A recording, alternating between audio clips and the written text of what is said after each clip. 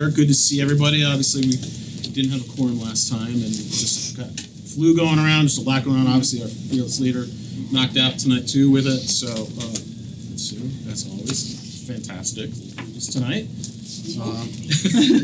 Let's start, as always, with the Pledge of Allegiance.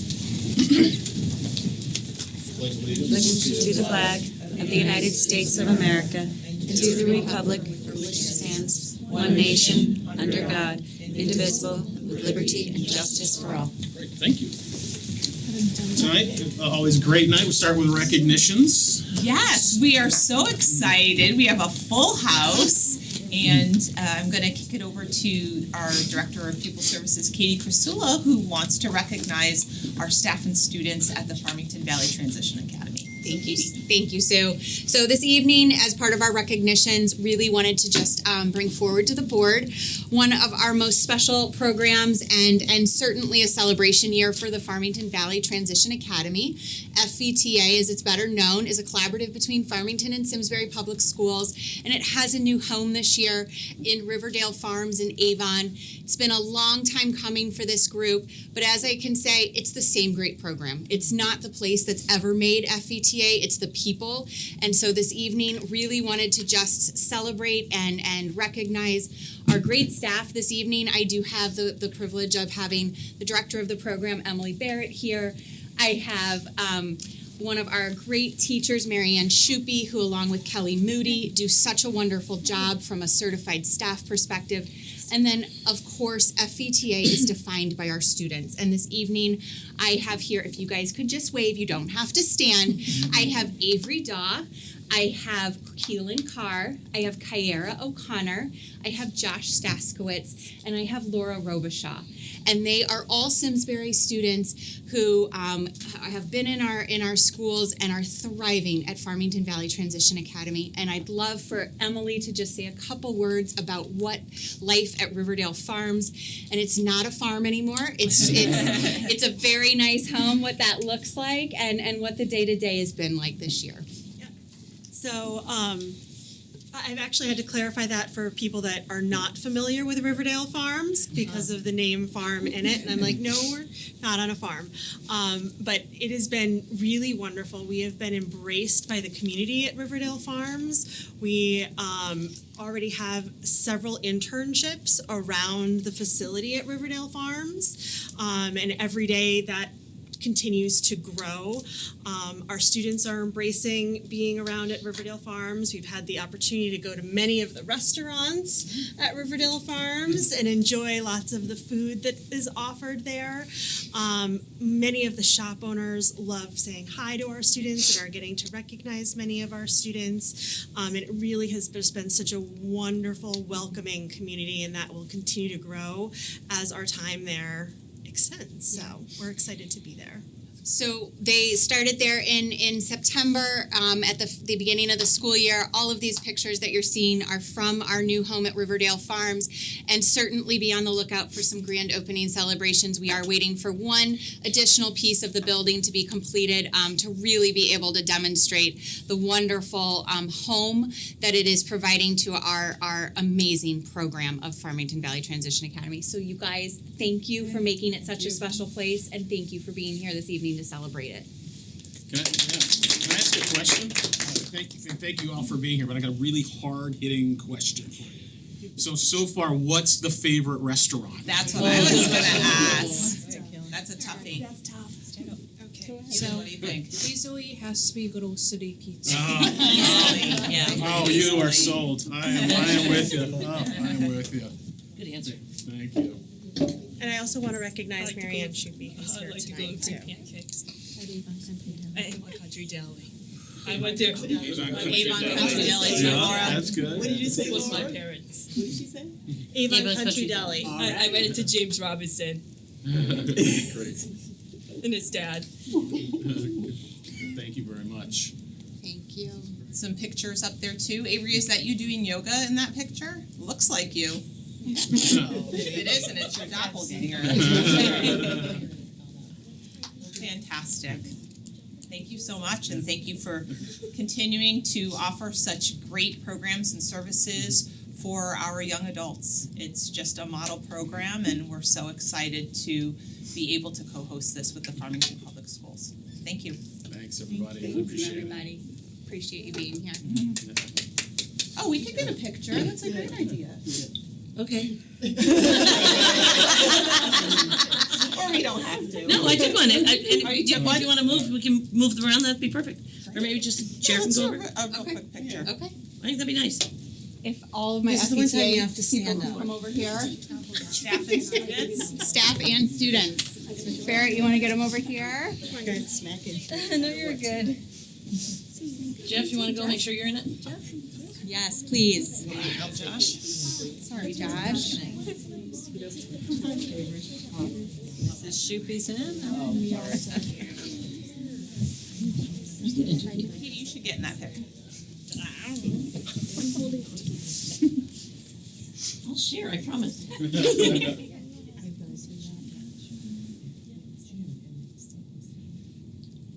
Nice. Love it.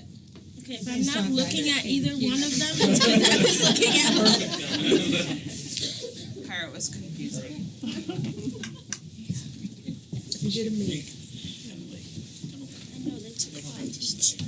Oh, yeah. No one has to You read guys are welcome to step out, and thank you so much for coming. Yes. I think this is a board of ed meeting. Let's watch. Well, that's a great way to start off. Absolutely. Absolutely. Thank you for coming. Second. Thank you guys. See you soon. Thank you. Thanks, Josh. Next up, we have public audience. Anybody? Okay. Next, committee reports and communications. Okay, so this month the elementary schools are finishing up the month with their instrumental concerts, and the 4th grade will take the National Assessment of Educational Progress. At Henry James, there's the orchestra and the choral concert at the end of the month, and parent-teacher conferences for the first ever time. Also, Simsbury High School students came to Henry James to report an MLK presentation. And at the high school, they're opening the spring musical, or the winter musical, this Friday. And we also created lessons on MLK, Martin Luther King Jr., that were presented at the middle school. We're also preparing our preschool for child development that will go through March through May, and 12 culinary students took the National Restaurant Association Serve Safe Food Handler exams and all did great. So, Awesome. Great. thank you. Josh? Yeah, a couple updates. So first, before the communications committee update, just on the Henry James conferences, I was one of those, me and my son's in 8th grade. Great value add, it felt like, just for anyone, curious on that. I mean, to know kind of Power School lets you follow them in middle school. Elementary school, you're very close with it. Power School come middle school lets you know the academics, but to have that touch point of what's happening with them socially, emotionally, how they're behaving, how they're acting, all of that was great insight. So I just wanted to say very good value add and credit to all them. I know it's a lot of work for those teachers and administrators, but I think it's a great value add, and that's what I've heard from others as well. So with that being said, communication committee, we met on the 24th this past Friday, and just hitting on a few key topics there. We talked about Vision of the Graduate. The 4th video will be coming out within the next month is the goal. It'll focus on competency of the communicator. It's going to focus in on Henry James Middle School, and Dave Pristine's working with Kelly Callahan, and they're going to work in the Henry James News Network into that, and they're going to focus in on some of those competencies, mainly listening actively, conversations by asking and responding to questions, clear, concise, accurate ideas through spoken and written language, and demonstrating awareness of the audience and adjusting purposefully. So the tie-in with the Henry James Network's a really good one, and the focus on the middle school is going to be good for those kids. So looking forward to that, and thank Dave for all his work on all those videos. So that'll be the 4th one. The communicator, we talked about that. For those not familiar with that, such as myself, the last one was sent out in winter of 2023. Due to some personnel changes and priorities, they were halted for a little bit, but we are going to get those back up and running. Current edition is in production, hoping to get it out within the next month or so get it mailed out by February. And what that is it's a physical mailing that goes to all the households in Simsbury. And the goal there is to engage the town on what's going on with the schools, activities, community, kind of really connecting our schools with the community for people that don't have kids in the school mainly, right? So looking forward to that, and that'll go out. One edition will be winter and one in the spring, which will follow the cadence that it used to go on. So looking forward to that. It'll be 4 pages, folded up in the mail, so be on the lookout for that. And then the final topic we hit on was the budget mailings. There'll be a mailing going out in early April before the public hearing, just giving them information that this is coming and to get out. And then once numbers are identified for the budget, there'll be another mailing sometime in early mid-May with details prior to the vote. So those are the topics we covered mainly, and then we'll have our next meeting on April 4th. So that's the update. No committee updates, just to add, Squadron Line has its Noel Bash on Friday for 4th through 6th graders. Fun times for them. Josh already hit on communications, and I think Amy's going to hit on the finance committee updates at some point. Or is that you? Amy's looking somewhere. Really? So anyway, yeah, we have our budget workshop coming up next, so no updates for me. Sure. So one of the things that I'm going to go national and local, federal grants were put on hold, so it'd be good to know if we were impacted by that as we go into budget. And then the only other thing that I think that's my biggest thing. Other than that, no committee updates. Yes, as far as those grants, it's certainly a little too early to tell what, if any, impact we will have here in the Simsbury Public Schools, but we have our best person on that job to watch that and Amy Merriweather will update us accordingly. Yeah. So, thank you. I have the good fortune of working with a bunch of students through the Simsbury Free Library. We work with them. We've been working with them since 2010, and we keep getting new students every year. And this year we had a really great year with our students doing a lot of fun projects. They got interviewed by CBS. They did a DEI program with the U.S. Navy, which was a very cool They presented to the Navy via Zoom because there are 4 different. There was Groton, Mystic, Kittery, and Saratoga is the group. So they had a nice presentation with them, which was very cool, and they had a great experience with that. But we had a wonderful experience. We had a wonderful day of MLK Day celebration in town, our 15th, and we had the gospel choir singing, and we had Ken Green be our keynote speaker, and we had the students talk about encouraging words and words that and how important words were to Martin Luther King. And then we went to the memorial and had a reception there. And then the following Monday, the students went to Henry James and they presented to each class. They went to every class and they ended up doing some projects and a lot of discussion and showing the video and just talking about MLK's time in Simsbury, which was kind of a fun opportunity. But it was a great MLK Day. So I'm glad to be able to have celebrated it with our amazing students and the community. Yeah. It's scary that it's 15 years. I know. Neil was there at the beginning at the high school. Yeah, so no, I have nothing tonight actually. I will take care of the Board of Ed Finance Subcommittee. So we met on January 10th. We did a high-level overview of some of the budget items. I will do another high-level overview tonight as part of the presentation. But just looking at where we're standing with fixed costs and possible reductions, some of the items related to overall general special education cost increases related to that and potential staffing requests. And then there was one other thing. Oh, and then the excess cost reimbursement, which we have been notified is down about $400,000 for this year. Yeah, yes we are. Thanks. More to come on that. Thanks. Katie, anything for us? You know I like calling. So a lot going on since the last time we met, obviously. Katie's going to get into some of this, but I just do want to, just a quick update on the Two Farms Village and where we're at. There's been presentations before the Board of Selectmen, Board of Finance. There'll be a public hearing now that the Board of Finance will put out. And I just wanted to say a couple things. One, I am incredibly gratified that all 3 boards seem to be on the same page about the goals of the program. Everybody sees the value in it, and just couldn't be more pleased about how that is going on. And then just secondly, in all my time on this board, I've never seen the three boards work as collaboratively and as closely as they have. And just wanted to say thank you very much to the other two boards. I'm very appreciative of that collaboration and them seeing what and supporting what we're trying to do here. Again, I know Katie's going to get into a little bit, so stop there. And then just secondly, quick note on charter revision. As you all know, I'm a board member, commission member. I think I'm commission member.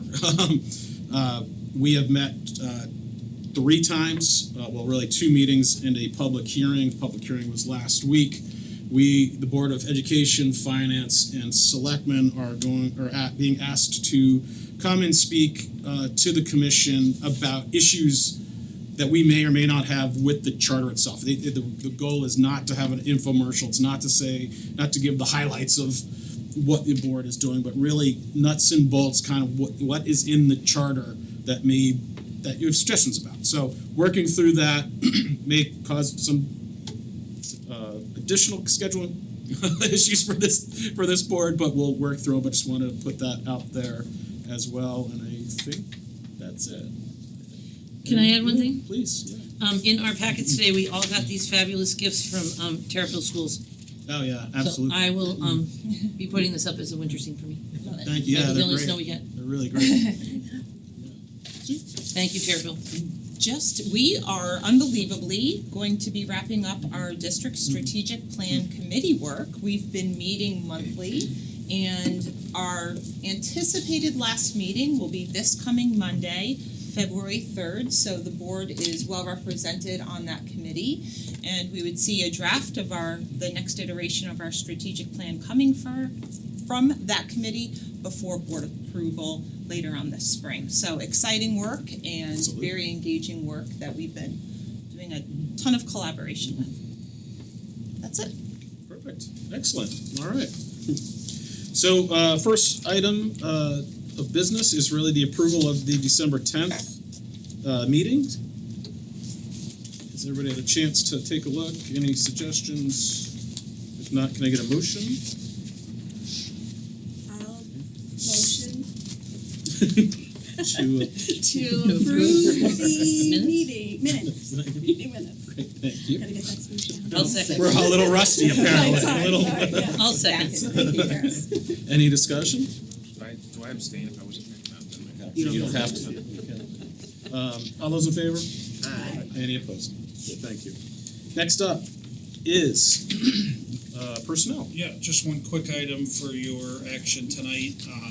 Carly O'Connell has been a special education teacher for a relatively brief time down at Latimer Lane School. She came to us a year and a half ago from a different local district, had an opportunity to return that district to that district and made that choice. So her resignation was effective December 20th. I am pleased to report, as we sit here on January 28th, we've already filled the position, and the person that we hired will be beginning on February 24th down at Latimer Lane. So between the January and February timeframe, the rest of the team at Latimer Lane has been filling in with the caseload here, but they'll be glad to get the third member of the special ed team back up on board on February 24th. So very good hiring process, and we found a great candidate to backfill. Great. But we need your action on Carly's resignation.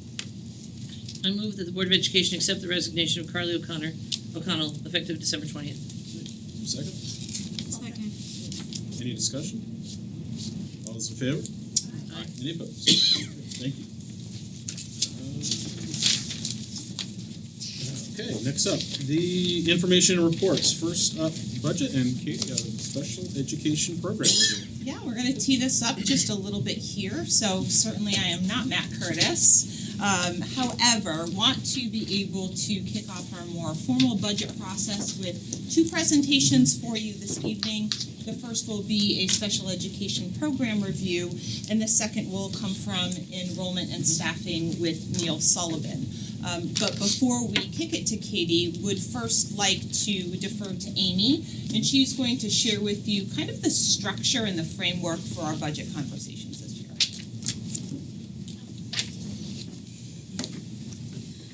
So this is the slide that was shown when we had our last meeting of the Board of Ed Finance Subcommittee meeting.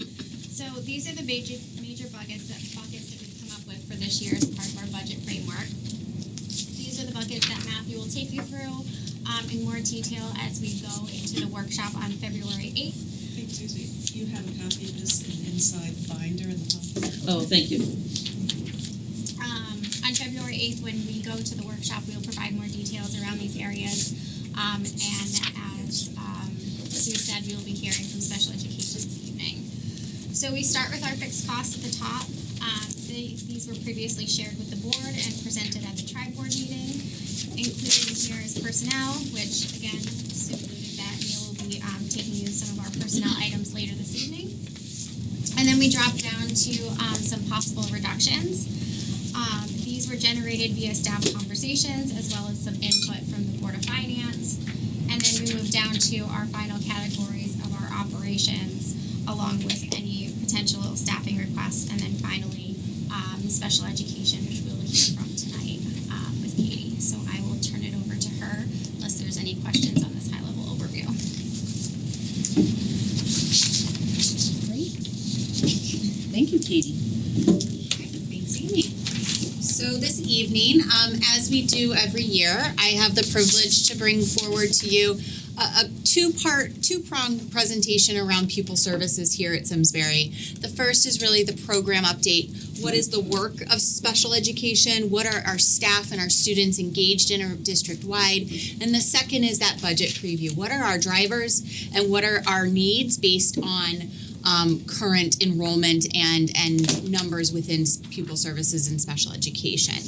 So as I start with the work of the special education department, really want to talk through, we started with the celebrations, but there's additional going into kind of where we are from the annual performance report, as well as our teaching and learning work, and lastly, being able to bring with you high-level an introduction to the external program review that was agreed upon and asked of by both the Board of Education and the Board of Finance last year to really look at what are the strengths of special education here in Simsbury, as well as what are some areas of growth and how do we do those things in a financially responsible way as we look at the impact that special education has as into our program. So celebrations, getting to start with my most the way we started and one of my most favorite things that has been going on this last year, and that's the Farmington Valley Transition Academy. FVTA, I remember sitting here in June of, I think it was 2023, talking about the program, how wonderful the program is, the staff, the students, but that we were looking for a home and we were displaced. We had the fortune of partnering with Our Farm, but that is a farm. When I made the joke about Riverdale Farms, Our Farm is a farm, and our program did school at the farm. They did it successfully. They rocked it, but we needed that new home. And we talked to parents, we talked to both districts, we talked to the students, and settled on our home at Riverdale Farms here in Avon. And I honestly couldn't be happier with how our program, how our students have embraced that new home and are finding a community, how those in Riverdale Farms and I heard a student say, we went to shop at Stop and Shop, and that's where I go, and I know that store. And so just hearing those things, it's their community, and they're really able to take pride in that and participate and really learn and grow in their community that they will be forever residents of, we hope. So it really has provided that sense of belonging, and certainly want to celebrate and thank the board for their support of that along the way.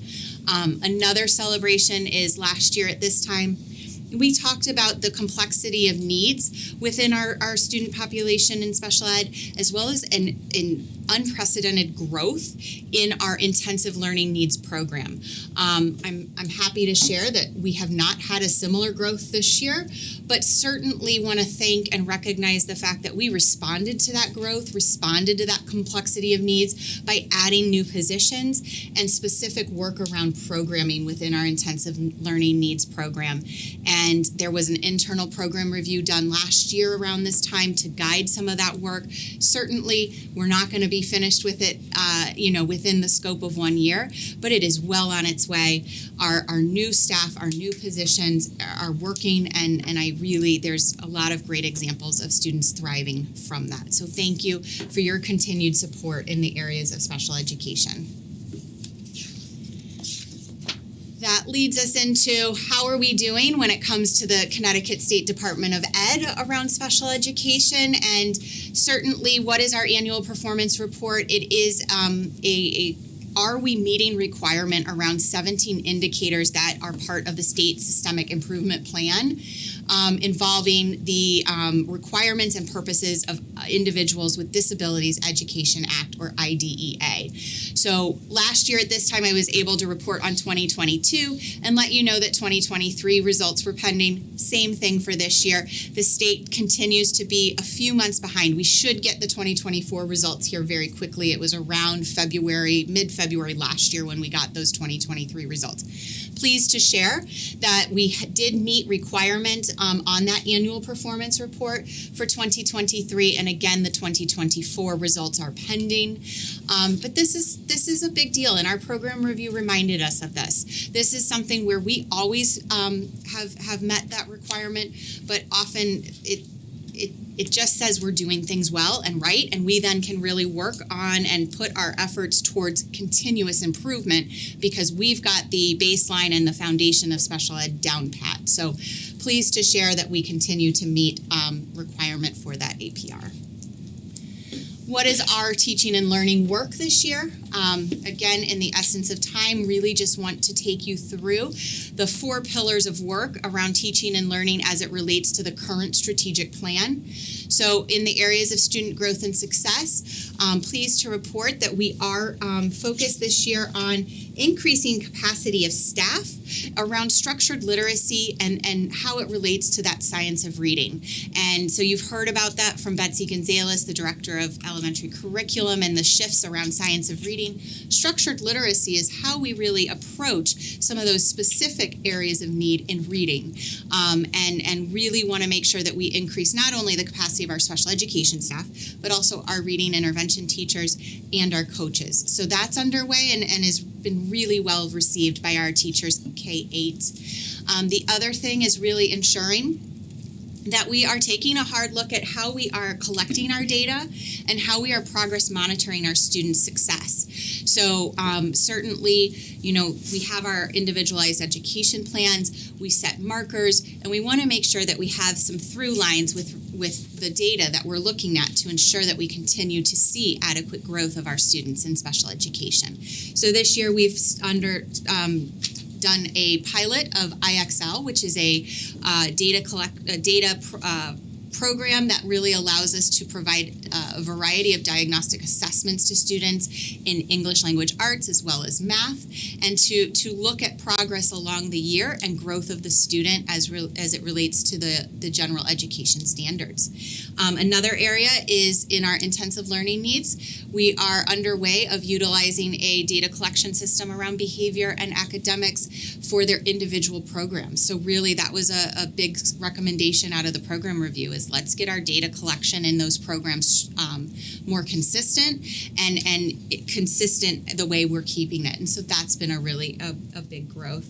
And then lastly is as of January 1st, we are required by state, and this is something that we've been working on throughout the year and even started at the end of last year, of connecting our individualized education plan goals and objectives to academic state standards. So if you have a math goal in a student's IEP, it is now connected to the math state standard that goal is associated with.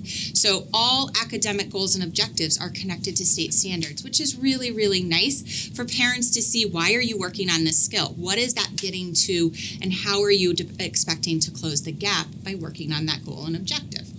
So that has been some good work of our staff this year as well. In the area of culture and climate, behavior continues to be something that we want to, again, provide professional development and learning and supports to continue to be able to support the variety of need in regards to behavioral intervention.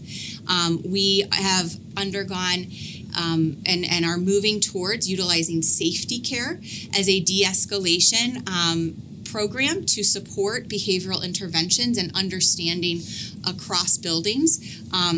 At Henry James, we've really piloted that full force. So the general education teachers were trained in safety care interventions, really kind of those initial behavior de-escalation strategies, all the way to our certified and non-certified staff that need further de-escalation strategies and training. So it's a continuum of behavioral supports and interventions that we've undergone, and that's been a really a very nice shift and well embraced. Basically, it provides language consistency around behavior along that continuum. As I mentioned, our intensive learning needs community, we've really utilized those new positions, including the coordinator of our ILN community, to continue to partner, to grow, and to support not just our students, but also our families and teams around that work for the meeting the needs of our students within the ILN. And really pleased of the work that the team is doing and the input and collaboration with our families that we've seen this year. I've mentioned a lot of the professional development that is going on, a lot of those things I've mentioned, so continuing to increase our staff capacity. Our staff are some of the best, and how do we make sure they stay the best of the best? We keep giving them the training they need to work with the changing needs of our students, and that's been a big lift, including our certified and non-certified staff. And then in sustained investments, Jeff, you mentioned the Two Farms Village. Really, in-district programming has been a focus of ours this year and will continue to as we go into next year. In-district programming, meaning our intensive learning needs program, some of our functional academic programs at the secondary level, and then also how do we look at growing our ability to support students in their community, in their home school to the greatest extent possible, and this idea of being able to provide in-district programming of our students with emotional disabilities. And so that's something that we really have put some work into and appreciate all three boards' support around that work as we both do in-house work this year and look to the future and growing into those needs. And lastly, I'm going to go right into the next slide, which is our program review. So I have a question. Yeah. Here you go. So, and this goes back to the data. You mentioned around the safety and care behavior about going to Henry James and ensuring. And so with regard to the data, are we doing the same to make sure that across all we're collecting it the same way?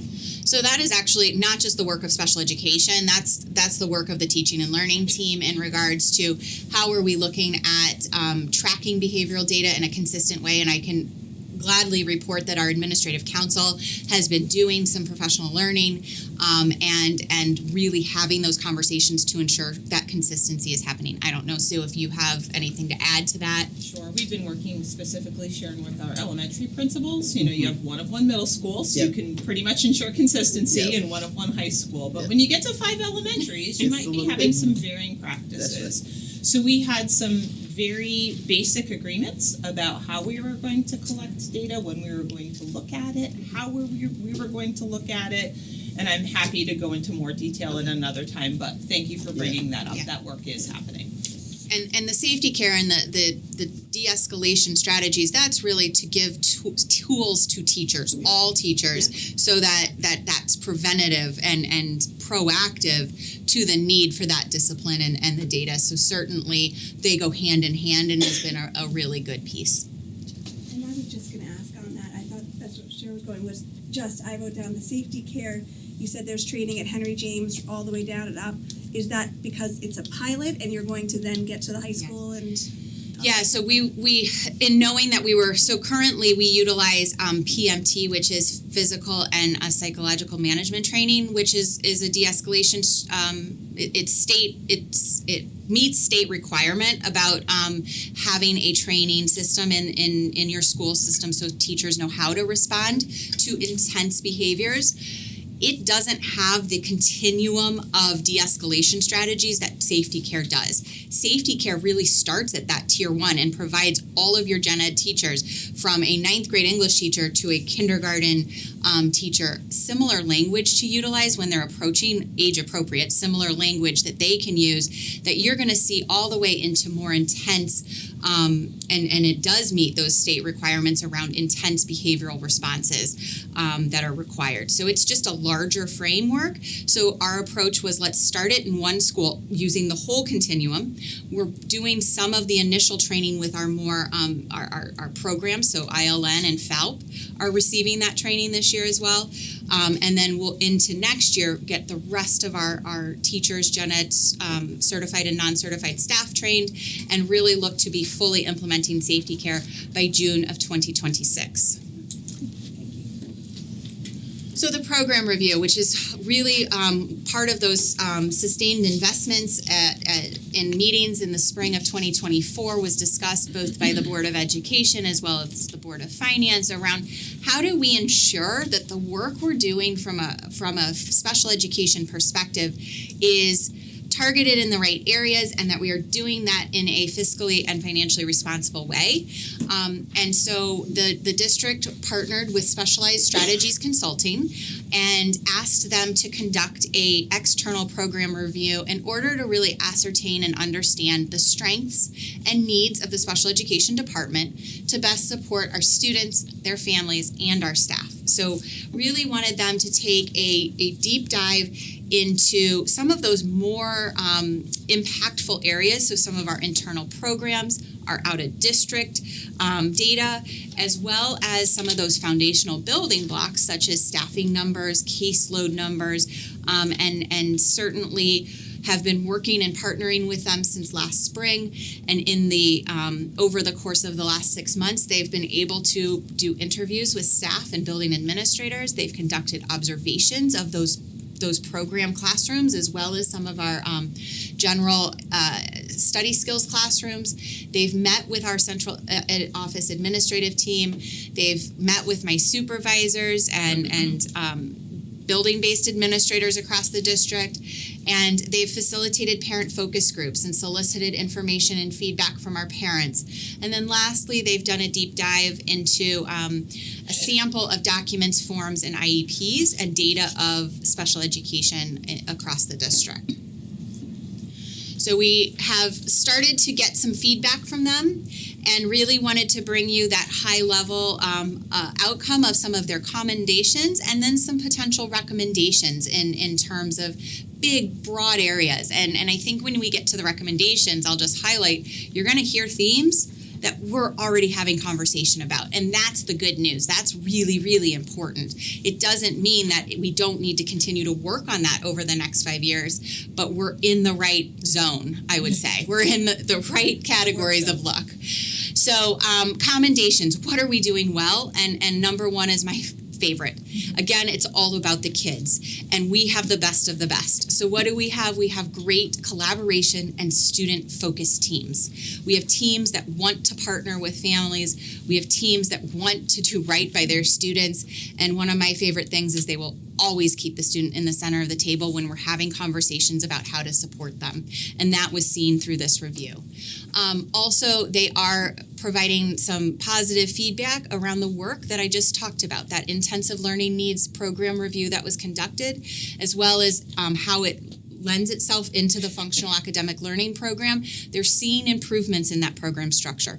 Again, it doesn't mean the work is done. It means you are on the right road. We as a district are on the right road around working with this population, and we need to continue that work, and we need to continue to put the same focus and thought around what we're doing there with our programs. And lastly, and this was one of our celebrations, the increase in staffing to support students with disabilities. The change in some of our caseloads. Last year we added a position at the high school to address climbing caseloads. That has made a significant difference, and they recognize that. The change to our elementary structure that we supported a few years ago of decreasing caseload sizes, that's allowed some of the change in service delivery, how we are providing supports to students. They recognized that and said that those are really good things. Lastly, certainly the change in the addition of staff in the ILN program has been also a success. As I said, what are the recommendations? What are the big buckets that we need to continue to think about here in special education? Number one, it comes back to our in-district behavioral programming. How do we increase our capacity to support students with behaviors in district? And that's the conversations the three boards are having around Two Farms Village, the program ideas and proposal we've put on place. That's a start. The work we're doing around ILN, that's a start, and some support we want to look at with regards to the other programs in our district are really, we're on the right road, but those are things that are going to really be able to continue to make us allow the department to do things the right way.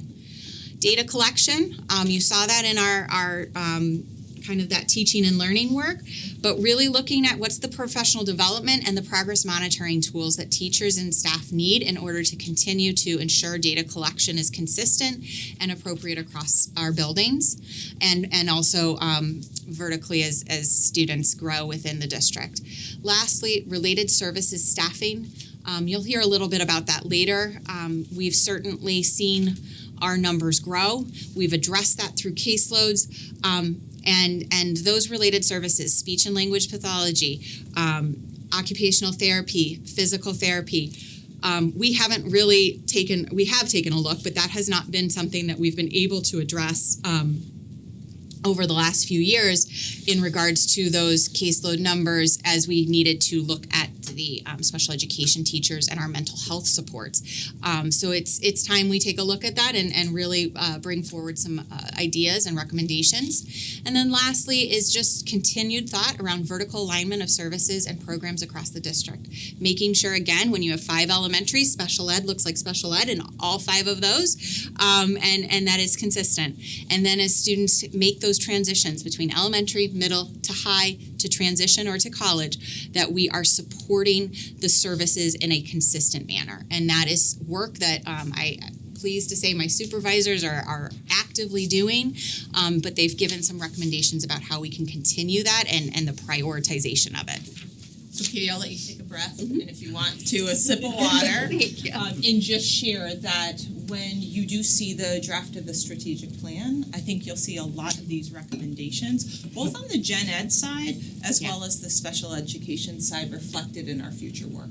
So excited to see that alignment as well. Thank you, Sue. And I have to say, it's kind of, we're missing Mr. Curtis here to jump in with his commentary. So feel free as you want to chirp in and provide the maybe the not on the screen insight, especially as we get into some of the other pieces. Katie? Yeah. One question. I'm sure the recommendations took it all into consideration, but just curious, did anything stand out in those parent focus groups as far as common themes or things that were rising to the top? Just kind of curious on that one specifically. I'm going to ask Sue has also had some conversations around those outcomes. Feel free to jump in. I think one of the things is that by and large, they feel supported by their teachers. They feel like they get response in timely manners and they're heard by the supervisors and myself as the director. I think there is definitely, how do we continue to ensure that partnership, there's a desire for them to find a community within the special education. And again, that's something that we're actively working towards is how do we provide the right parent support group to our special education community. Sue, I don't know if there were any other big themes that you can think of that we talked about. The only one that stands out for me is having, whether it be the ILN program or pathways, some of these more specialized programmatic areas, having really clear entrance criteria and exit criteria. So what is the specialized instruction that's typically found in these programs? What does a successful student look like who might be a part of these communities? And conversely, when do we know it's time for students to step more back into that general education realm? So I would say that was the other main Very theme. true. Thank you. You're welcome. So that's kind of the work of special education that's going on right now. Now I want to give you some context to our current programming and the data, kind of what is the numbers behind where we are, and walk you through our special education enrollment and incident rate, including some high need areas, and then certainly some special education budget considerations, what's our funding sources, and then at the end, really won't go into requests. I'm going to kick it to Neil for our for the second part of this evening, and then can chime in as we get to those special education pieces. So as I said, where are we from an enrollment perspective? We continue to see a increase in the percent change over a 5 to 6 year look back between total number of students and total number of special education students. So as you can see, when we look at our enrollment from October of 2019 to our enrollment of October of 2024, both the total number of students as well as total number of special education students are in the positive, but it's that final column, that percent change, that percent of growth of total number of students is just under 1%. So we've relatively flat from an enrollment standing over the last 6 years. Oh, that's as flat as it gets.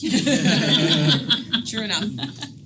Plus 36. That's True enough. When you look at the total number of special education students, in October of 2019, we had just over 600 students.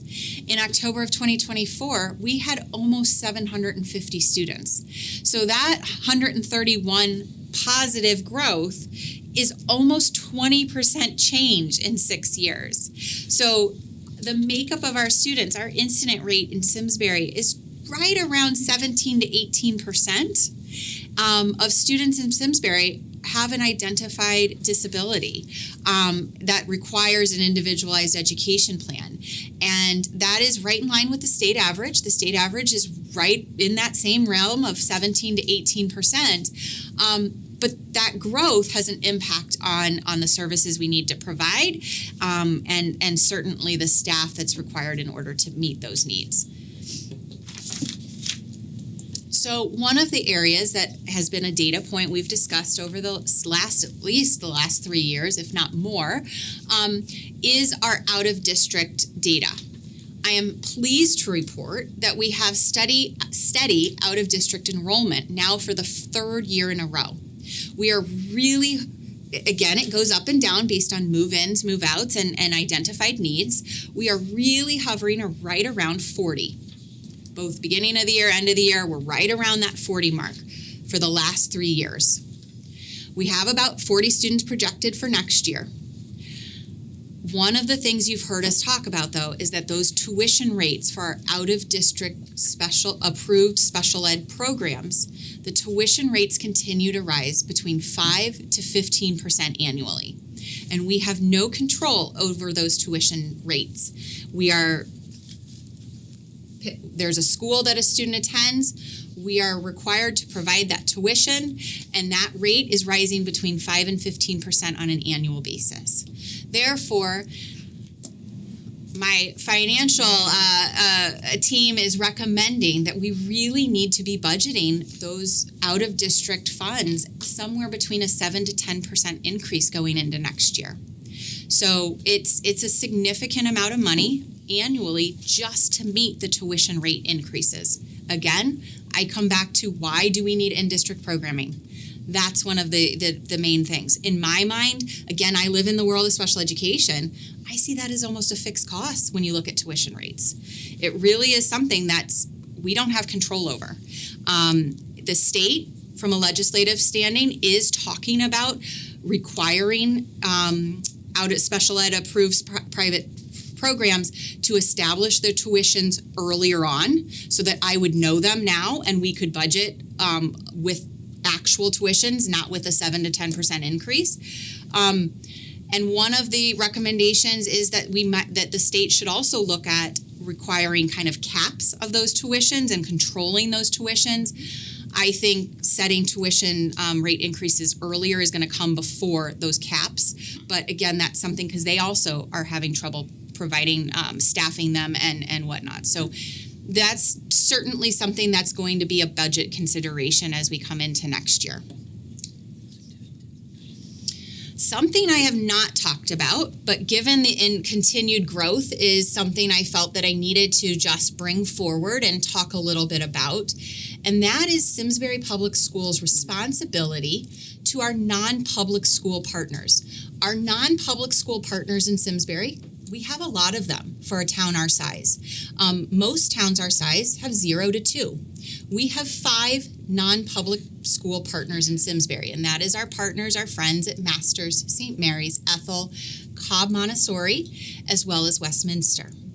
Now, what is our responsibility to them? Simsbury Public Schools has an obligation to evaluate, identify, and follow or case manage any student residing or attending school in the town of Simsbury. We have to child find is the law, the legal responsibility. If there is a suspicion of a disability, if a team at St. Mary's comes to a team in Simsbury and says, we think there is a disability that is impacting access to education, Simsbury Public Schools has a legal federal official responsibility to help evaluate and identify if that student would qualify for specially designed instruction through an individualized education plan. It kind of stops there once we identify and we go through that process. But we have to come back and talk about that student on an annual basis. That's the case management part. So similar to our growth in district, we have seen almost more growth in our non-public partners. Our non-public partners, their populations, their student population needs have also significantly changed in the last 5 years. I mean, when we would look at non-public numbers, and we're going to talk through a little, and I have 3 years in front of you. If I go to caseload 5-6 years ago, they don't look like that. I mean, caseload, non-public town-wide caseload of like 25. We have caseload numbers further back, but we've started really tracking the evaluations we're required to provide. So why am I sharing this information? Because behind case management as well as evaluation and identification are district resources that we, from our operating budget, are required to fund. We have our own school psychologists doing these evaluations. So they have done 48 evaluations to December 20th. Yep. They did 41 in total. Yeah. So our non-public partners have seen a change in the needs of their student populations. They are suspecting disabilities at a much higher rate than we used to see. There's also more awareness. There's more awareness in our community of different learning styles and what that looks like. And we have good partners, and they're asking us questions, and we have that responsibility. So it is causing a strain on some of our resources because we need to evaluate in the areas of our school psychologists. Our special education teachers do some of that teaching or testing. Speech language pathologists do a significant amount of testing for our non-public school partners. And then we do have someone who is currently case managing.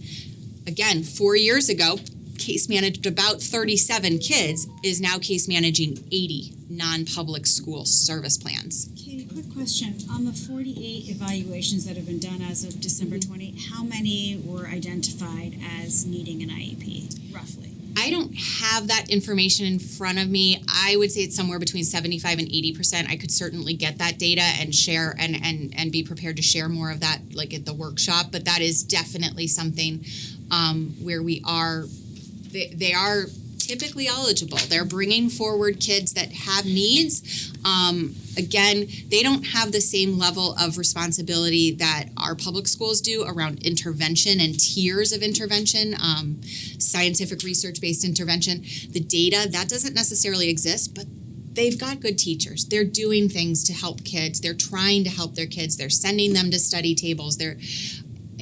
And kids are still struggling, and that's typically when they bring them forward.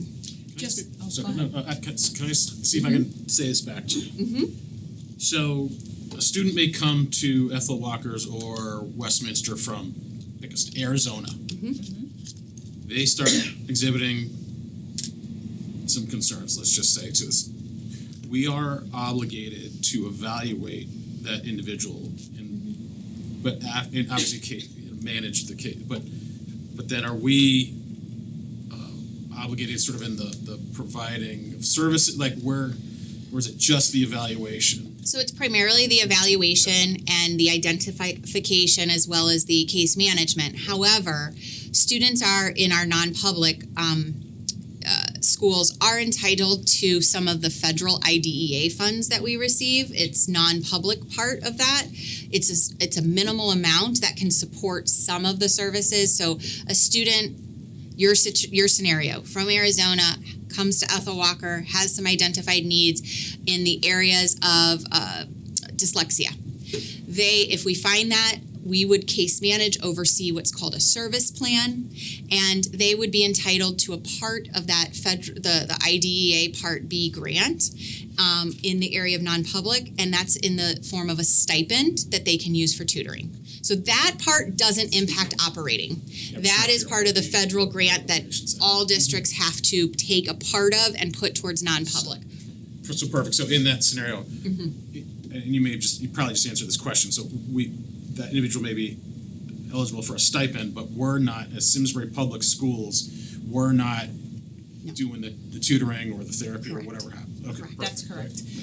Also, just to give you another example, let's say another student came from West Hartford, okay, a little closer in proximity, and the team found, after evaluating that student, that they had a bona fide disability that is protected under the Individuals with Disabilities Education Act. They can do two things. They can stay at Ethel Walker and have this developed service plan, or they could take that information, go back to West Hartford Public Schools and say, I would like my child to have an IEP, an individualized education plan within the public school setting. That they reside. And it all comes out in a way. We just have an unusual amount of non-public school partners in a town our size. Because our students certainly, our town residents certainly choose to attend private schools in West Hartford, and they're doing the same thing. It's just we do have 5 non-public school partners, and that is a responsibility of our staff to comply with that child find legal obligation. So I have another question then. So, and this may not happen often, because of the services and what we offer. Are there any instances in which the non-public within our town end up coming to us and disenrolling and enrolling? If that student resides in Simsbury. So if the student attends Ethel Walker, they live in Simsbury, and the two options that Sue just talked about, here is the service plan, or here is the type of individualized education plan you would be entitled to. Those are the two options. I can tell you in almost 10 out of 10, I'd say let's go 9.5 out of 10. The student stays where they are, but their rights are intact. And that's the case management piece we revisit on an annual basis, and we remind that family that they have those two options. We've had kids return though. Yeah, but usually they don't. Okay. And case management just means that once a year you are meeting with the school and that family, or just the school and the school meets with the family? Nope, it's a planning and placement team meeting to review their needs, as well as their service plan. It's also meaningful consultation, which is a part of a district's responsibilities to our non-public school partners. So our PPT facilitator, who does our non-public case management, she is often consulting with the principal at St. Mary's around student needs and is this a referral and what should they be trying in order to say they've done intervention. She works with the student support service centers at Ethel Walker and Westminster. So absolutely, it's meaningful consultation, which is required by us, but also helps us to make sure that the process is appropriate and we stay within our required realm. Katie, So the you may not have this information here, but for the budget workshop, could you put some dollars around what this costs in resources to Simsbury to do all the child find work, including the case management? Absolutely. Yeah, whether it was, for last year, and then if you could figure that on an average student so we can kind of extrapolate to what it might be this year. Yeah. That'd be great. Thank you. You can make some of those Yeah, estimations. and we've looked at that, like we know the average amount of hours an evaluation takes and how many evaluations each of our school psychologists are doing. We can certainly kind of package that. That'd be great. Thank you. So in the same vein of the numbers, I keep looking at the one where you say tuition rates continue to go up. So even when we're talking, it would be good to understand that number. And certainly that is something around the out-of-district tuitions and what we're thinking a 7 to 10% increase would look like. We will have that and that data for the budget workshop. I had just one follow-up question on that. Sure. I probably asked the same thing last year and the year before. The 40 out-of-district students with the 7 to 15% increase in tuition, right? So those 40 students are going to other towns, other schools, etc. So somewhere there's towns that are taking those students in. They are mainly attending approved private special education programs, meaning they are typically not-for-profit, but they are private organizations that are running educational schools. Do other towns face this same challenge? Obviously, right? So I guess then the follow-up question is, with Two Farms Village, could potentially that number be 20, or maybe? When I did the proposal and we looked at it from a kind of a phased approach, I think in total I look at bringing back. I want to say by phase 3, which is 3 or 4 years out, about 10 students. And it might not necessarily be the 10 I would pick today. It's all individualized, and it's through the meetings, through consultation and work with their current programs to make sure that that's the right step. But it would, the plan and why we're doing this is because, yes, it does bring that number down. There is a niche, if from my presentation, there's a niche of students that we have significant number of a similar set of students in our approved private special education schools. And do we get calls from other towns asking if we could take a student or 2 or 3, and do we have to turn them away now and maybe we could not turn them away in the future? I think where that happens most readily, Brian, is with our Farmington Valley Transition Academy. Because it is an established, well-known program that serves a certain population. And certainly Katie's foresight is to be thinking about how do we develop a similar structure through the lens of students that need more behavioral and emotional support. To just add to that, though, do we already have inquiries about what our program might look like, and would we be potentially taking tuition students? Yes. Am I ready to necessarily respond to those? Not yet, but it is certainly something other towns are talking about 100%. Thank you. Katie, wasn't there, because when we talked about this last time, is it Glastonbury? There's like a waiting list of like 20 something. I think it's like 55. I mean, they have a huge waiting list. Because we were asking about that, like what could it, and they were like, as an indicator, there's one nearby that's got this huge waiting list. But the honest thing here is that across the state, everyone's dealing with this, yes, right? And so I think that's kind of why finally CSD is starting to look at rates and how do we address it.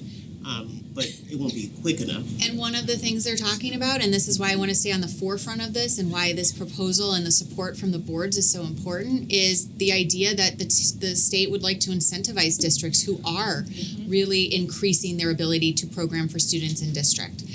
So that's the state, to your point, Sharon, wants districts to be able to support their students in district and to increase the capacity within a district.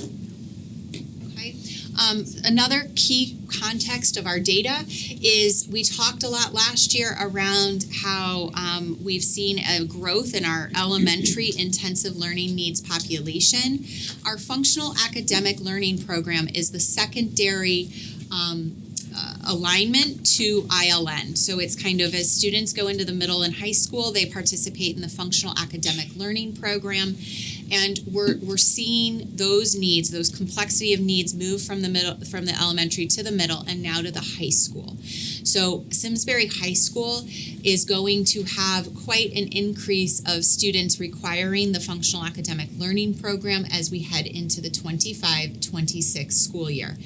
With that, you do not see a reduction of students at Henry James. So we are moving in students with need, and we are moving students from 6th grade, our programs at Squadron Line and Tooten Hills, into Henry James. So we just need to continue to look at, we've got so much positive movement in our intensive learning needs program.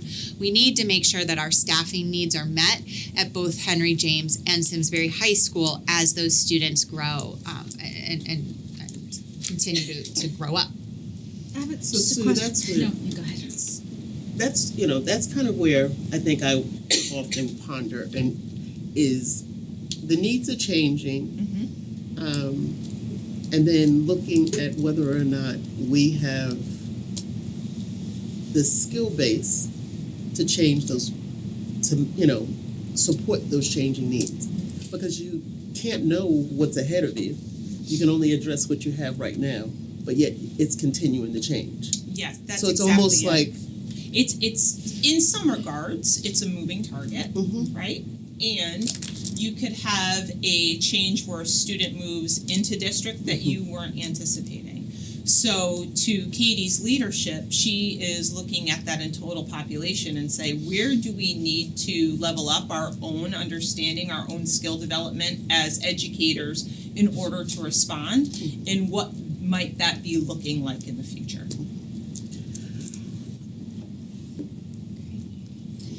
Yeah, I just had a quick question on the ILN program and then the FAL program. Are these programs children exit, or are these likely programs they're going to stay in and then move on to Farmington Valley? So one of the things we are looking to really develop is that clear exit and entrance criteria. But yes, students do sometimes certainly exit ILN or exit the FAL program, and sometimes they exit the FAL program, but they still require Farmington Valley Transition Academy. Our Farmington Valley Transition Academy certainly provides services on a continuum of transition needs. Our intensive learning needs and our functional academic learning program really are around providing services to students with a complexity of service needs. So you're thinking multiple service providers, within our secondary model, really functional academics. So the academic focus points have changed in order to ensure that they have the best and most appropriate functional academics to target their needs and make them successful as they move post-secondary. So yes, students exit, and we also, we have students move in, we have students move out, and certainly we're constantly looking at the students in that program to ensure that we're meeting all of our learners' needs. And I go back to our celebrations. We needed to respond to a significant change in our intensive learning needs population, and have known that we don't have a ton of juniors and seniors, but we have a lot of 7th and 8th graders that we need to ensure we can appropriately support so that we are responding appropriately. So before I turn it over to Neil and answer any additional questions, certainly just wanted to say, what are our big budget considerations that we are looking to, and somehow I I think I skipped You a skipped slide. one. I am so sorry. I was like, this didn't get mentioned. My apologies. So if you go back to slide 17, related service support is another area that I mentioned this in the program review recommendations. This is around our speech language pathologists, our occupational therapists, and our physical therapists. Our caseloads are continuing to increase across all buildings and by provider for the last year. This is largely marked by some of those changing complexities of the students that are either moving into kindergarten, moving into preschool, or who have moved into district within some of our intensive learning needs classroom. They require these related services, and we're seeing those caseload numbers continue to rise. So an example, a data point, and certainly I can provide additional data as we go into the workshop, is the average speech and language caseload in Simsbury is 45 for a full-time speech language pathologist. The American Speech and Hearing Association, which is kind of the speech language pathologist guiding light and certification organization, reports that the average caseload for the state of Connecticut is 33. So our speech and language, our full-time SLPs are supporting a significantly more percentage of students than the state average here in Connecticut. And it's something we need to look for. Our supervisors, our teachers, our SLPs, our OTs, our PTs have really done a nice job of reviewing schedules, of reviewing IEPs, looking for efficiencies, making sure we're meeting kids' needs and that we are utilizing their expertise to the greatest extent possible. But it is certainly something that was recognized in the program review and you'll see in kind of those budget considerations that we need to continue to address. So coming back to where I was, here are the two things that as we head into the budget, special education is really going to be asking you to consider, and that is around out-of-district tuition funding and those staffing requests that are really led by data. So when we get to those budget conversations, what are the funding sources for special ed? We have the operational budget. We have the excess cost reimbursement, which I think you guys are much more familiar about today than maybe 3 years ago because it's such a widely discussed topic and the funding has been so impacted. And then lastly is the Individuals with Disability Education Act grant, and that is certainly a significant piece as well. So this is the nut of excess cost this year. The threshold for dollars to be reimbursed continues to rise. So the amount we must spend in order to qualify for the grant keeps going up. The number of students meeting this threshold is going up. So it means not only are we're meeting that increased threshold with more students, but then there's the negatives. The percentage of total excess costs funded continues to be decreased. So our most recent update is the state is not going to be able to fund excess costs at what they thought. It's actually 10% less, and it's not even close to the legislated agreed upon rate of 80 to 85%. So this is resulting in that approximate $400,000 shortfall for our current year. Okay, just to put a little bit more light on that, just correct me if I have this right though. As Katie mentioned, the legislative obligation is 80-85%. We are down at 58. 59. 59, sorry. 59. I mean, 50. Let's be fair. But yes, we are below 60. Yeah. Wow. Yeah. And what were we last year? And it's gone down 20%. 68. Yeah, and it's gone down 20% in 5 years. Percentage points. 20% in 3 years. Yeah, so that gives you a little bit more color of kind of what we're dealing So with. they've not been No. meeting it for No. years. So it's significant. It's something that, there's statewide special education task force talking about. I have an opportunity to serve on the Connecticut, it's CONCASE, which is the Special Ed Administrators Board. So I'm a part of that board. CONCASE is certainly advocating for legislative change around excess costs. I know our superintendent organizations are appealing for support around the excess cost change.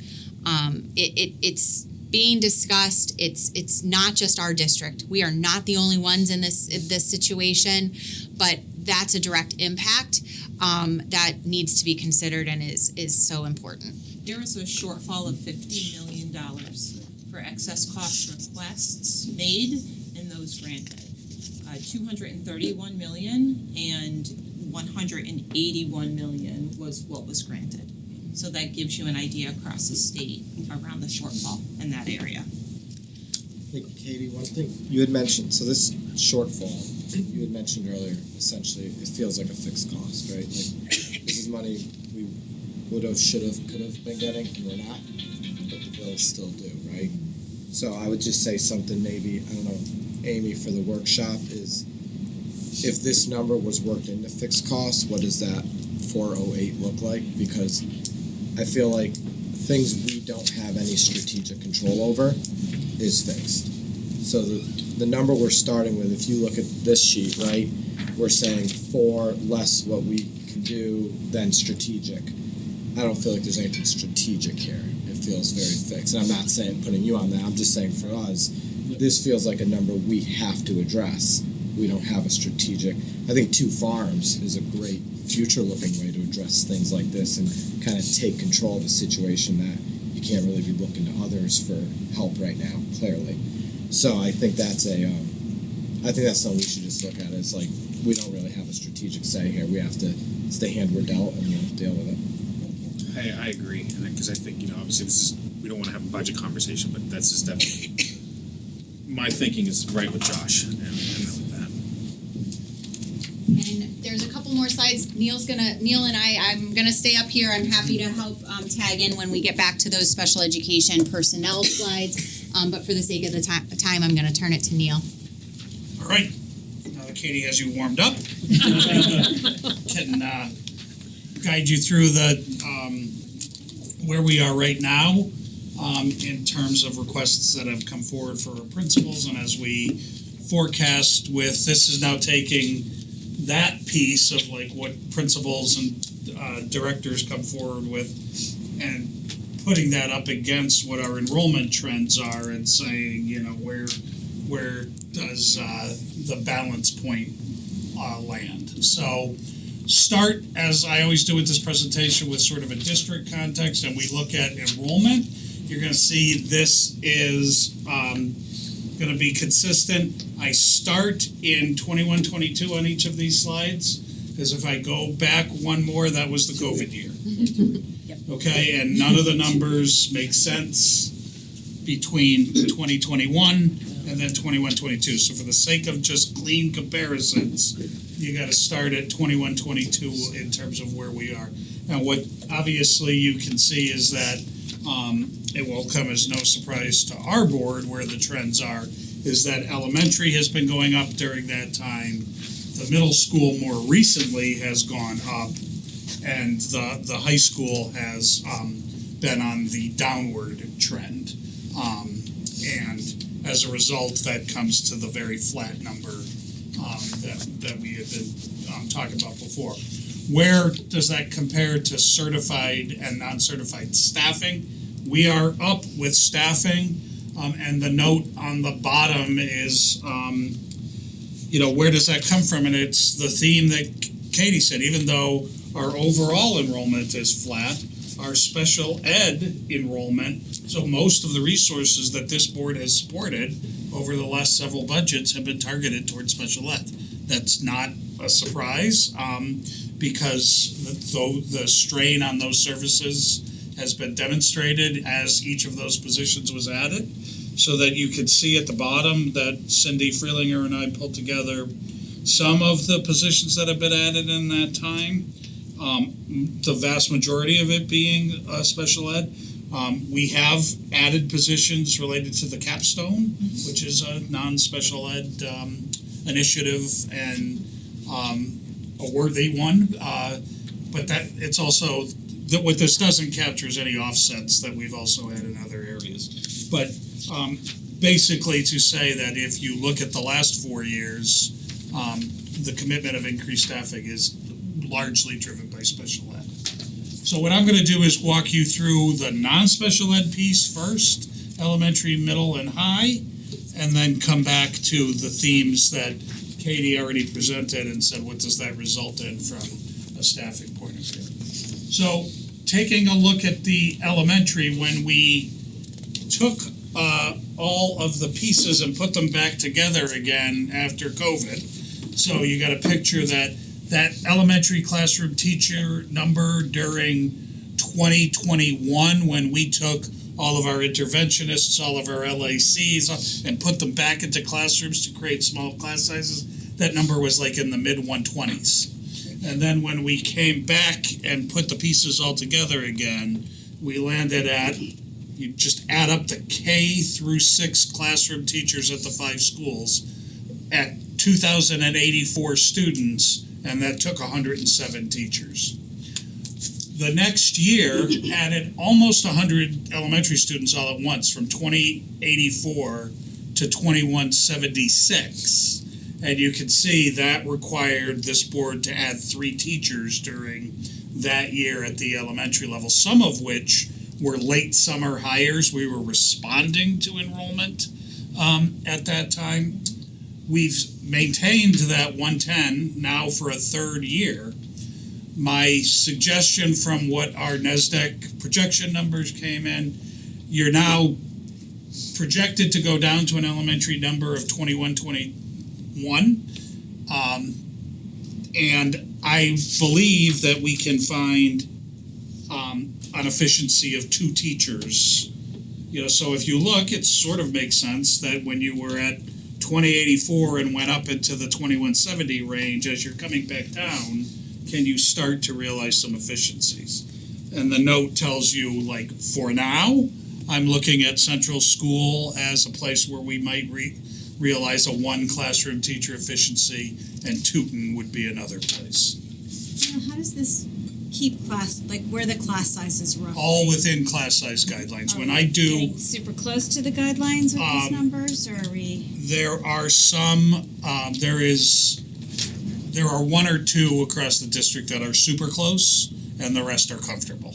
So, but, you know, we're in late January. Right. I don't really get a flavor of the kindergarten numbers until late March. You know, and that's one of the places where we can sometimes realize efficiencies. So that would be one place that what you're going to see is sort of a plus and a negative here. But this would be like sort of a negative 2 teachers captured through retirements. So not anybody losing a job or anything like that. Okay. Requests from principals, they actually are a repeat from last year. Our board will remember some of these coming forward. There's been sort of an innovative proposal coming through our Central School principal, Beth Hennessy, who is very much a reading expert, sort of almost blurring the lines between special ed and regular education and looking at who are the, you know, who's the right teacher to have the right kid in front of, and it's a proposal that I think the central office team has said there could be a real merit to, like, blurring some of those lines and saying some of the specialized reading programs maybe can be delivered not by a special education teacher but by someone else trained to do them. And so I'm not sure at the end of the day whether the budget's going to be able to support this, but we want to keep it on the table for now because we do think it's been a pretty innovative presentation. This was a late cut last year. I remember some people being so the strings teacher. At this point, this is a 0.8 teacher who we were going to make 1.0 last year. We said, but budget ties are tough. This teacher is now actually teaching slightly more students than the other full-time teacher.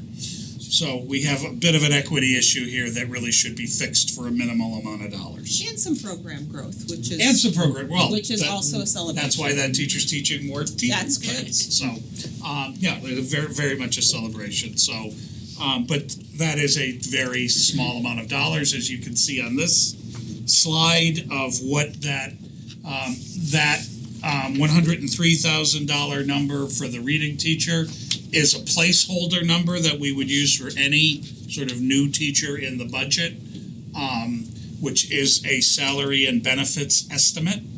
The strings teacher is simply the addition of a portion of a teaching. The 2 reduction of elementary classroom, we estimated $250,000 because they would come in retirements. They are top of the pay scale retirements.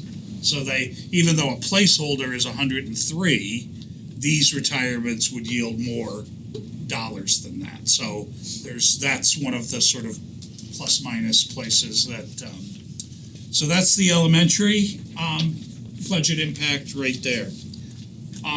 Not going to have much to say about Henry James because right now there's very little change at Henry James. You'll recall last year we added staffing because the school increased pretty significantly by 50 students. We added 2 sections of each subject to a part-time team that had existed. There had been 1 grade with 3 full teams and 1 grade with 2.6 teams. Now both grades have 3 full teams, and given the lack of really any change in the population, we think those 3 full teams are appropriate. And what the next slide shows you is when you take those numbers, here's the math that's going on here, everybody. You take that first number, you divide it by 3, so that means in 7th grade there would be 112.7 students on each team. We wouldn't have a 0.7 student. We'd move it around.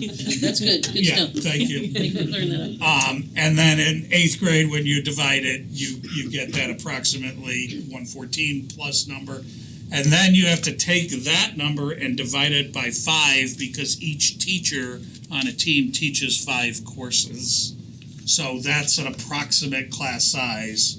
So you're in the 22.5 range, which are appropriate class sizes for the middle school. Well, and if you cut them, there's not enough. They're too big Correct. to. You'd be way over the class size. Yeah. So, those are, I've certainly, in meeting with Scott Baker and Jacqueline Petrella, we think we're okay with where we are at the middle school, but there's certainly no efficiency to be found where the population is right now. At the high school, there could be some efficiency to find. So that you can see at the 21-22 school year, we were at 1,302. We actually, even though our population decreased, we increased slightly. That was, you'll probably recall that was some mental health supports that we put into place for students. I believe it was an additional social worker that most of that FTE was. And then we've sort of stayed near that number. We realized some efficiency last year.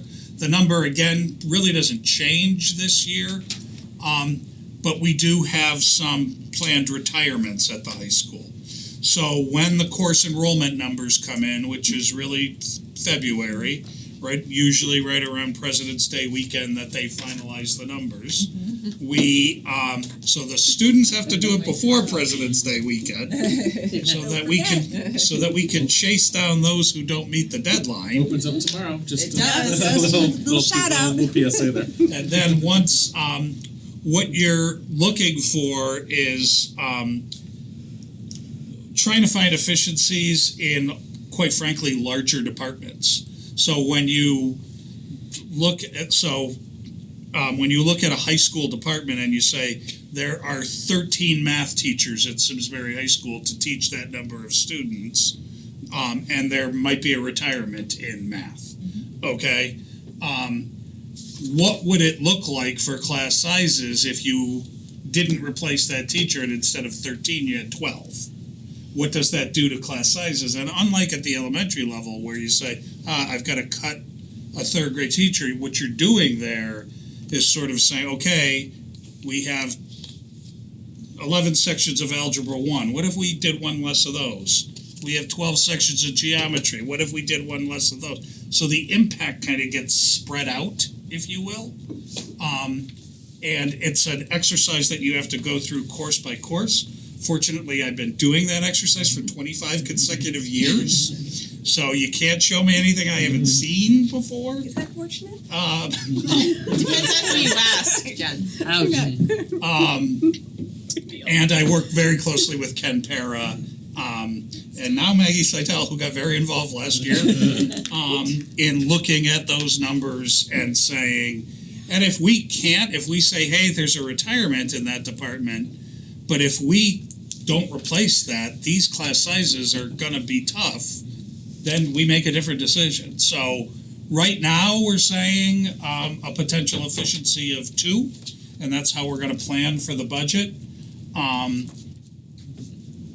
As always, it's to be determined. The high school is hard to determine class guidance sizes, right? Like if I remember seeing the elementary, middle school, and high school, every time Ken does it, it's less percentage of his numbers fall within guidance because some are too small, some are too big, and it's hard to balance because of requirements and electives, and there's a huge swing. So Number of sections that you're offering, sure. And really where you're gonna find efficiencies is when you get the economy of scale of a larger department. Yep.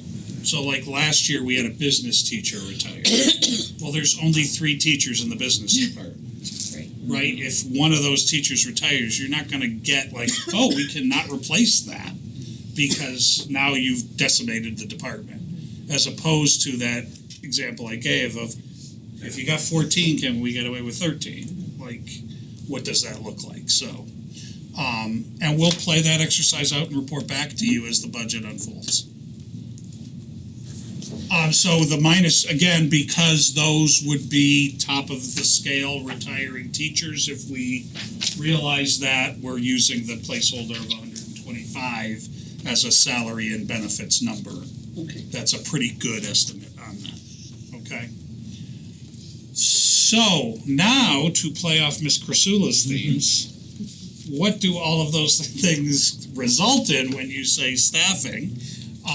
Here's where so she talked about all the evaluations of the case management. So far more evaluations that our school psychologists and academic testing, I would add too, that has to be done. And then the case management of, okay, it was 40 students a year ago, now it's 80 students. We are actually starting with the proposal of a position to help offset the increased demands of that non-public sector. Katie, as she presented, gave a convincing argument about the need for that, and we'll see what we can do as the budget unfolds. But certainly, I think, again, tonight made the case that there's a strain there that we want to take a look at. She also made the case about related services. This would be speech and language pathologists, physical therapists, occupational therapists. These are people with larger than, perhaps ideal caseloads. To be able to meet all the needs, to add 2 related service providers across those areas would be ideal. What are we going to be able to squeeze out of this budget, knowing that there's going to be pushback from the pressures that this budget season's going to feel? And then lastly, that in addition to, we spoke about some of the reading needs at the elementary level, there are also special ed reading needs at the high school, and that increase in FELP. So could you find the right combination of folks to tend to some of the increase in FELP, as well as and that could involve split positions, that could involve looking at current personnel, maybe picking up some teaching load in one of those areas. It could look like a lot of things, but it would help alleviate pressure on a couple of areas. So that, just in terms of taking Katie's themes and translating them into personnel, that would be 4 positions. and you take that placeholder that I had earlier of $103,000 in change, and apparently it adds up to $414,320 when you multiply that by 4. Okay? Glad all your questions went to Katie. So I have. Okay. I do too, but wait. So, Jen, you want to go first, or you? No, I can wait. Okay. So, I'm going to ask the question that I feel is being asked in general in the community. One of the things that we said is over the last few years, I know that we've had the increases from special ed, right? And I'm really appreciative to hear, how you're looking at, being able to take a resource and use them. Mm-hmm. But the question that I think we also need to, because we don't have it being asked in the room, but is the general ed piece. We've not increased a lot in that space. We see our numbers going down. We talk to class sizes. Don't think that that's an issue. But special ed is going up, and general ed almost seems like it's staying the same. And I think from a community standpoint, we have to address that because it is being discussed. And I don't want us to not address it and shy away from it. So I think that there's a lot of things that go into those numbers and in those increases, right? I think it's the quality of services we provide. I think that there are also some structures that Katie's been digging into that we can say, hey, is something awry here? And I think it's partnering with our general educators as well and saying how are we meeting our students' needs in the general education classroom first. We always start with that premise, but I hear what you're saying as far as that message. Jim? Okay, so my questions are, for the budget on Saturday, that budget presentation, can we see a total list of all the positions added in the last 4 or 5 years? Not, I know you said there's some on there, but Sure. can we see all of them Sure. just to see where they have fallen Yeah. and what they were? And then also, could we get caseload numbers, data by school nearby? Like, what is Avon's numbers looking sure. like, or Farmington's, Granby's, that kind of stuff compared to ours? And so, right. Which I'm assuming it's only going to already get seen it. paid, She but knows I what it just looks wanted like. to see. I would like to see it for She there. knows what it looks like. And I'm Katie. sorry if I had a brain moment while you're talking about it, but why is it that Central only needs the reading, or would that reading person be at other elementary schools too? I think it would allow you to potentially, the proposal and the innovation has come from there, but it could allow you to move some person, like our SRIP teachers. Yeah. If we need somebody to go to another school, we've always had the flexibility to do that. So it could free up some other reading resources at that school. Okay. I mean, we always look at the SRIP overall number of teachers, like where do they need to go? And it changes slightly from year to year. And to Neil's point earlier, he said this is an innovative position that looks at how do we make sure it's the right person servicing our students with reading needs, gen ed and special ed. And there are if you look at our elementary caseloads right now, Central is kind of on a bubble in a few areas from a special ed lens. And if you take some of those reading services off of the special ed service log, for example, and move them into reading, then we don't need another case manager. So it's how do we meet kids' needs the best way possible for all gen ed and special ed. And this was Beth's proposal that truly meets her student needs, knowing that they've got they've got higher caseloads in comparison, not too high, to our other elementary schools, and they've got a significant reading intervention program that they've got to also support. So they can't drain all of those resources, and so it's just a balance. Yeah, and I hear you, but I would be curious to see then the data around, like, my understanding, and I could be wrong, so that's why I want the data, is that all the schools are seeing, especially the elementary schools, are seeing more an increase in dyslexia, in other areas like that, that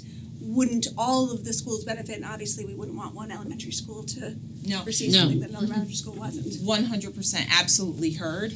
And there's something interesting at Central because their incident rate has gone up almost 5% in the last 3 years. Okay. So they were at 10% and they're now at 14.7 with some really interesting outlier needs that this model, this kind of innovative way may take a love look. the model. Don't get me Yeah, I wrong. love it too. I'm arguing, is that a Yeah. model that we shouldn't be adopting for other schools as well? But they have an interesting incident rate They have a need. increased as compared to the other 4 elementaries. And so then can we bring that data to compare to all 5 of them Sure. to the same Sure we data can. for Oh, no, all I'm sure of if it them? works, then it would Right. definitely be Correct. easy to move And I into other do schools. think it was viewed as a little bit of a pilot of trying something different. Bless you. Well, then there are people on border, there are students in borderlining Yeah. that you wanna make sure they get the right opportunities. That's correct. You mentioned SHRIP and MIPS. I don't think you mentioned that one, but so those are like tier 1 interventions, right? Tier 2 two. interventions. Tier 2 and 3. Okay, so tier 2 and 3 interventions are not sort of under the special education umbrella, right? They're the gen ed umbrella. That's correct. Okay. Okay, thank you. Alright, so to just show you, kind of wrap up where we are heading into the workshop. The 2 at the elementary, 2 at the high school for reduction of 4 overall. The total adds were 1.2 at the elementary and then 4 in special services. So that the overall proposal here is a net increase of 1.2 FTE of like new staffing. So that's pretty modest overall for where we are, and obviously we're entering a difficult budget year and tried to come forward with something modest to start. Special education services remain the priority. I think what I hopefully left you with is that where we are at the elementary, middle, and high school, which is just on that class size analysis, I want the town to know it too, we're very efficiently using the classroom personnel that we've been given.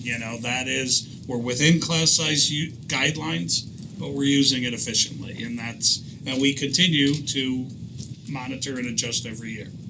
The principals did have some smaller non-certified requests. Their marching orders, as we kind of responded to their requests, are if you are looking to add some kind of paraprofessional support, secretarial support, tutor support, find us the offset. Like, where is it coming from? And that's the conversation we have to start with. I'm not saying it's an automatic no if it's a new request, but it can't just be a continual ad. And that's sort of how I'm managing non-certified requests this year with the principals.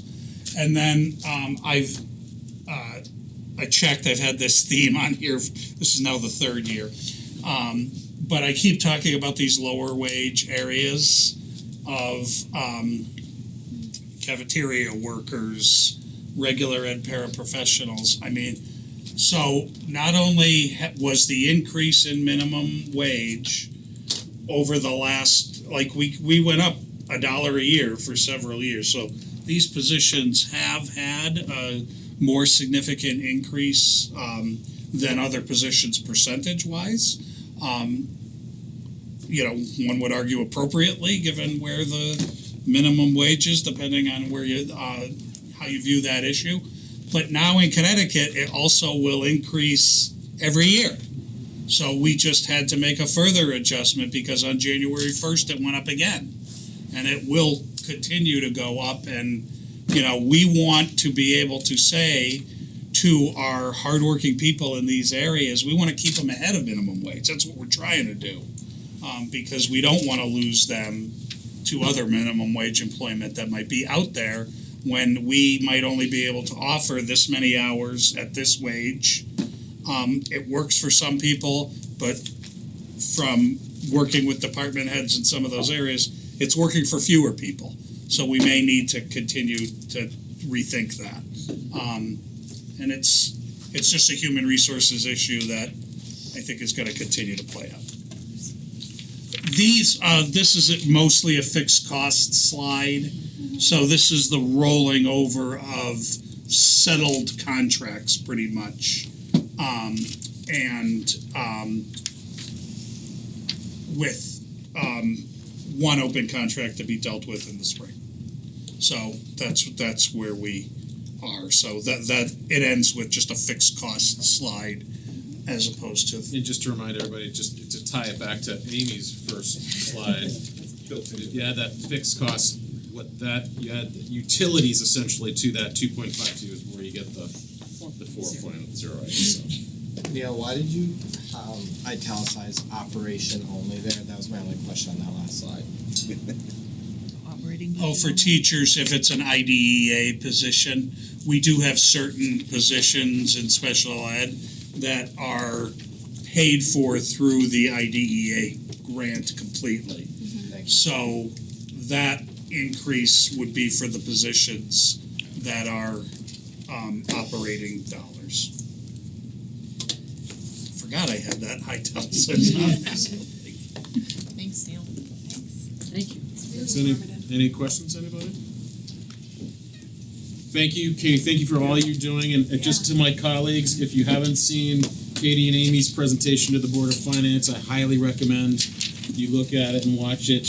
They just knocked it out of the park and really represented us all very, very well. So thank you for that as well. You can see it on the town website. They put a tab for St. Farms now. That's right. Great. That's right. Thank you. Now that we've all said it, we have like another farms village. Yeah. Right. More farm. If it was like it was one lot down, it would be West Street. Yeah. More farms than aren't farms. So, Farms, all the farms. great. Chickens. We are now at our next public audience. Anybody? Great. Our next meeting is the budget workshop next Saturday. Again, I'm gonna shoot you guys an email about. I'm sorry. Week from Saturday. Yep, that's what I meant. I'm gonna shoot you guys a message about the charter revision meeting next week. Let you know about that. But with that, I will entertain a motion to adjourn. A motion that we adjourn. Thank you. We stand adjourned. Thank you.